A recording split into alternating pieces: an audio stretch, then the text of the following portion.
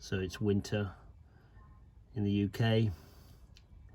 If I started the car and immediately put the lights on and the heated rear screen, then it would just start to squeal. If you adjust the bar in one direction, it both unwinds there and unwinds off that thread,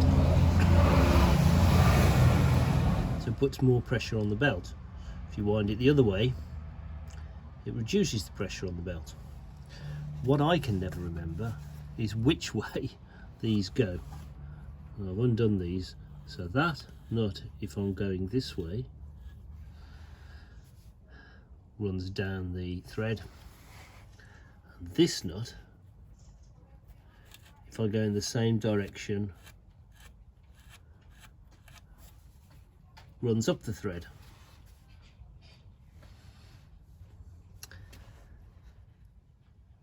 So to increase the pressure on the belt, if I turn it this way,